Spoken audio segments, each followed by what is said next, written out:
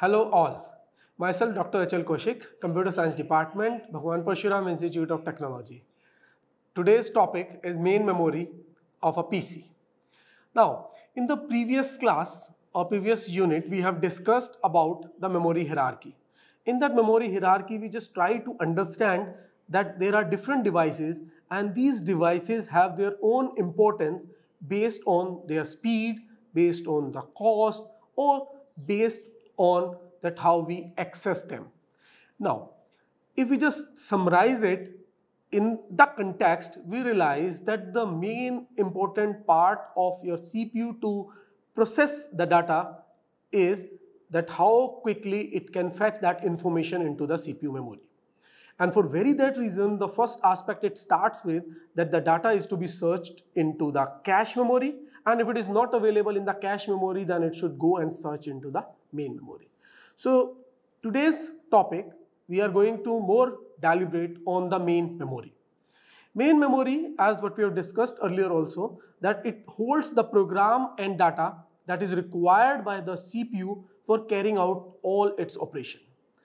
And the capacity of the computer's memory and the secondary storage, all these things are actually being measured in terms of bytes. If you can recollect, we have discussed that the data is stored in terms of bits, 0 and 1, and the combination of these bits can form a byte. Now, extending that idea that how much memory space we have for a particular purpose, then we have different nomenclature of these storage capacities. So it may be 1 byte that is equivalent to 8 bits, or it may be 1 kilobyte that is equivalent to 1024 bytes. Similarly, we may have megabyte, gigabyte and terabyte. So gigabyte is equal to 1024 megabytes and terabytes are nothing but 1024 gigabytes. So these are the different size capacities in which we generally calculate our memory units. Now, if we just try to figure out how many different types of memory or main memory do we have, so they are basically classified as RAM and ROM, where RAM is further divided into SRAM and DRAM, where ROM is divided into PROM and EPROM. Now, if we discuss about the main memory, so the first thing that what we have seen there is that the main memory is being stored by keeping the location or address which is directly accessible by CPU, and because of that we call it that semiconductor memories are random access memory. So the idea of this random access memory is that any part of the memory can be accessed randomly for the reading and writing purposes. That means we need not to go and search the nearby memory storages to get the data, but directly we have access to that memory location through its address and we can fetch the information from there. And for very that reason, the access time within these semiconductor memory devices is same for each memory location. The another aspect of the main memory is that we can read and write both all together with that memory. That means we can read from the memory and we can write to that memory, and that is how we also call it as the RAM. That means any user can write information in the RAM and read information from it irrespective of the location. But as what we have discussed, that main memory is being divided into two types, RAM and ROM. The another part of this main memory, that is the ROM, which is being referred as read-only memory. Basically, we cannot write to this memory. This is only where we can read the data from the read-only memory devices. Now, basically these ROMs are keeping the instructions or data which is being set by the manufacturer while it is being burned. That means any information that is being written on the ROM cannot be changed by the user. We cannot change it. So that means like we used to have the main memory where we can read and write data, but in case of ROM, we only access the data for the reading purposes. Now this is a small memory and also it is permanent memory. Generally, if you can see, you start your computer, then your computer will be getting the power supply to start all the hardware components. Now at that point of time, the first memory access is this ROM, where it keeps the startup instruction of the system when the computer turned on. That means the last instruction in the ROM is being used to load the operating system. Now I hope that we have the idea of the operating system. It is a special computer program which is being loaded into the memory as soon as the computer turned on. The basic idea of using the operating system is that the computer cannot understand our language, English language. So the purpose of translating our instructions into the binary form which a computer can understand from the English, so that is being the role of the operating system. Side by side, operating system is also going to map whatever be the execution take place by the computer into the English language so that we can understand the result produced by the computer. Now, let me come back and discuss about the random access memory first. Now, as what we have discussed, that random access memory, the idea is that we can randomly access its memory locations, but simultaneously we have discussed that it is volatile in nature. That means in case of the power interruption, we may lose out our data. And generally for very that reason, it is being asked that you keep on storing your program or data once you are executing on your system. Now, if we just try to understand a little bit better about what does it mean by volatile memory.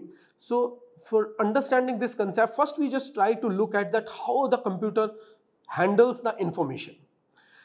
There are millions of tiny electric circuits, and for every circuit in computer chip there are two possibilities. That's what we have discussed earlier, either 1 or 0, which means either that electric current will pass through that circuit, which will be a state on, and it will be represented by a number or bit 1, or it is the current is not flowing through it, which means the circuit is off and it is represented by a number 0.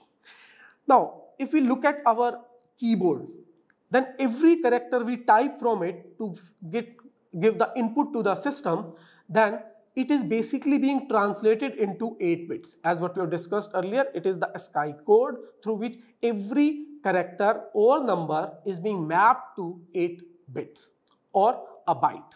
Now, the point is why information stored in RAM is lost if the power goes off.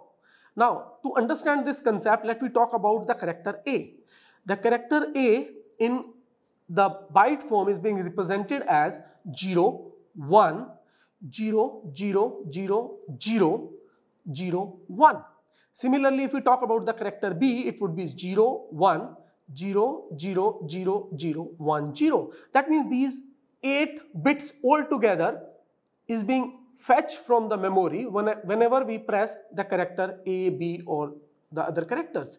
Now, if we closely look at the column, there are 1 and 0, where 1 is representing the presence of the charge for that cell. And now, as soon as the memory goes off, this cell will be off and we would be having all the bits 0. That means we have lost the data. We are not able to store that data. And that is why we say that the random access memory is volatile in nature.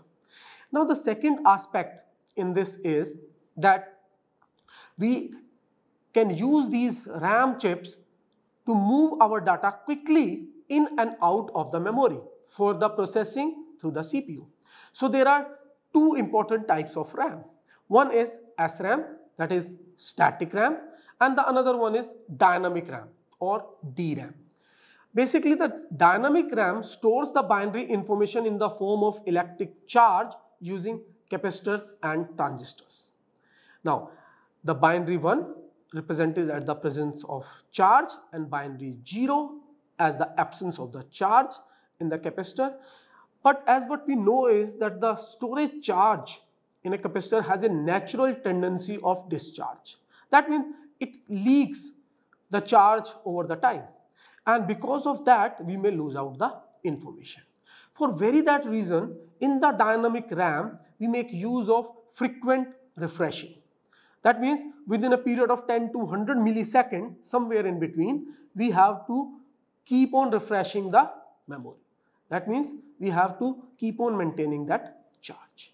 And for that reason, the dynamic RAM loses its stored information in a very short period of time if not being refreshed, and even when there is a power supply on to them. But on contrary, if we talked about the static RAM, now in that case the values are stored through the traditional flip-flop logic gates, and there we have no concept of losing out information because of leakage of charges, because there are no capacitors, and we can store this information as long as power supply is on. Now if we compare these two types of RAMs, so dynamic RAM is generally cheaper but static RAM is expensive. And because dynamic RAM uses these capacitors and transistors, so they consume less power in comparison to the static RAM. But the dynamic RAM are having low speed in comparison to the static RAM, and only because of that reason generally the main memory is being utilized through the dynamic RAM and the cache memory is being utilized through the static RAM. Now there are other types of RAMs also available which are being used for different purposes. One is VRAM, we also call this video RAM. They are being optimized for video adapter. Generally they act as buffer between CPU and video card adapter. Now that is, they hold the pixel information and other information which is being displayed on the computer monitor. Now basically these chips have two ports, one for the video data that can be returned to the chip. At the same time there is a video adapter which continuously reads the memory to refresh the monitor's current display. There are other type of RAM, that is extended data out RAM, that is EDO RAM. They are early type of dynamic access memory chips, and the main feature of them was to eliminate wait time by allowing a new cycle to start while retaining the data output buffer from the previous active cycle. Now they are now being mostly replaced by the SDRAM and the DDR SDRAMs. Now SDRAM is another type of DRAM, or rather we should use the word that it is the synchronous DRAM, which is being designed to keep up with the bus speed of your fast processor. Now that means SDRAM waits for the clock signal before responding to the control unit, and they are being designed for two internal banks. Now that means one bank is getting ready to access while the other bank is being accessed the information. They are generally being used with the Pentium class of PCs. Nowadays we have double data rate synchronous DRAM. That is, generally if you go and purchase your system, you will be getting a RAM which is of type DDR SDRAM. Now DDR stands here for double data rate. That means it is advanced version of synchronous dynamic random access memory. The enhancement here is that the clock cycle which is being used by the CPU, here in this case both the falling and rising edges are being used for the purpose of transferring the data. So currently DDR4 version is in practice, which can transfer 16 consecutive words per internal clock cycle. If you can recollect, we have discussed that basically the word length defines the processing capability of the system. So 16 consecutive word per internal clock cycle which is being used by the DDR4 RAM. Now let me discuss about the ROM, read-only memory. Read-only memory is a non-volatile memory which is permanently stored. That means once these are being burned to the chip, then we cannot change the data. As the CPU can only fetch or read instruction from the RAM, we cannot write anything on it. And mostly they are available in small amount. Basically, the ROM is storing the special set of instruction. As what we have discussed, it may be to start up the system, or we can call it the boot up of the system. And unlike RAM, we cannot write fresh information into it. The content of ROMs are decided by the manufacturer and permanently stored at the time of manufacturing.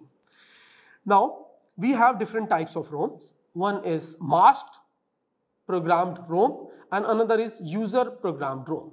The ROM in which contents are written at the time of IC manufacture are called masked programmed ROMs, whereas PROM, EEPROM and EEPROM are other kind of PROMs which are generally user programmable ROMs. If we talk about the programmable ROMs, they are more like your ROM, but they are being built blanked. Now, in the sense that only once they can be write on them by making use of PROM programmer or PROM burner. And after that, it will be acting as any other ROM. That means we cannot change the data after that. It is only once we can write this. So they were actually being used in earlier electronic typewriter where they are being changed based on the requirement. Also, to some of the earlier microprocessor systems, these chips were used, that is, with the time just before the delivery of the system, they can change and update the data on the chip. Now, if we just try to summarize the different types of these memories, so we discussed RAM, where it is read-write memory, which is volatile in nature, and electrically we can write and read data from that. And the other thing, important thing over there is that we can repeatedly use it. That means we can erase its data electrically. On the other hand, we have the ROM, which is read-only. It is non-volatile. That means we are not going to lose our data that is stored on it. They are masked. That means there is no possibility of erasing out data once written on it. Then we have PROM, programmable read-only memory. It is also read-only memory. It is also non-volatile, but it is electrically being written once by the manufacturer or the user. Again, once it is being written, we cannot erase the data from it. The other type of PROM is EEPROM, electrically programmable read-only memory. It is read-only, it is non-volatile, but here we can, by making use of UV light, we can erase the data and reuse these ROMs. And lastly, we have EEPROM. They are being again read-only, non-volatile, but they can electrically erase and rewrite a number of times and can be used most often with the equivalent to the flash drives that were what we are using nowadays. But the difference between the two is in terms of the semiconductor devices used in the flash drives are accessed fast speed. Thank you for this session.